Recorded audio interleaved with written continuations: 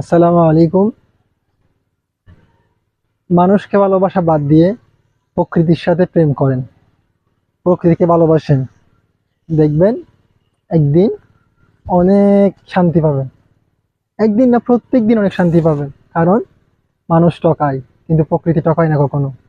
প্রকৃতি হচ্ছে এমন একটা জিনিস, যেটা কি আপনি যত ভালোবাসবেন সে আপনাকে তত ভালোবাসা দিবে। এটা হচ্ছে প্রকৃতি। তাই প্রকৃতিকে ভালোবাসুন, মানুষকে নয়। মানুষ হচ্ছে ধোঁকাবাজ। মানুষ একদিন না একদিন ধোঁকাবাজি করবে। যেই বলেন না কেন, আপনার বন্ধু হলে বন্ধু, আপনার আত্মীয় স্বজন হলে আত্মীয় স্বজন, যে কেউ আপনাকে কি একদিন না একদিন কষ্ট দিবেই দিবে। আপনার ভাইয়ের মতো বন্ধু আপনার সাথে চোখ উল্টাতে কি এক সেকেন্ড দ্বিধাবোধ করবে না। ওর সাথে যখন কি আঘাত আসবে, আপনাকে 2 মিনিটের পাত্তা দিবে না। তখন কি আপনার সাথে চোখ উল্টায় ফেলবে, চোখ উল্টায় আপনার সাথে কথা বলবে। তো বন্ধু বান্ধব বাদ দিন। বন্ধু থাক, আপনি শতে কয়জনে পাবেন? একজন দুইজন, যে কি সাথে আঘাত লাগার পরেও কি সহ্য করে নেয়। এরকম শতে কি একজন দুজন পাবেন। যে সব সব বন্ধুরা কিন্তু এক না। সব বন্ধু বান্ধব, সব ফ্যামিলি, পরিবার, আত্মীয় স্বজন সবাই কি এক না। এরকম অনেক কম। তাই প্রকৃতিকে ভালোবাসুন।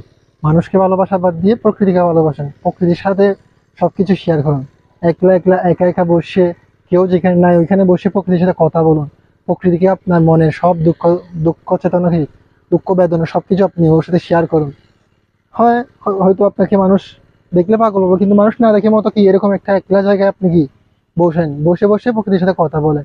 যেমন আমি এখানে, কেউ না, এটা হচ্ছে কি আমার আমার আব্বুর ক্ষেত, মানে আমার চাচ্চুর ফার্ম, আমার চাচ্চুর খামার, প্লাস কি আব্বুকে এখানে ক্ষেত করে, কিন্তু এখন কেউ নেই এখানে। আমি এখানে এসে কি সবসময় বসে থাকি। আমার এটা ভালো লাগে। কারণ যারা একবার কষ্ট পাইছে, বন্ধু বান্ধব থেকে যারা একবার কষ্ট পাইছে, তারা কখনো কি দ্বিতীয়বার কোনো মানুষকে বিশ্বাস করে না, কোনো বন্ধুকে বিশ্বাস করে না। তারা কি একবার ঠকছে, দ্বিতীয়বার তারা ঠকতে চায় না।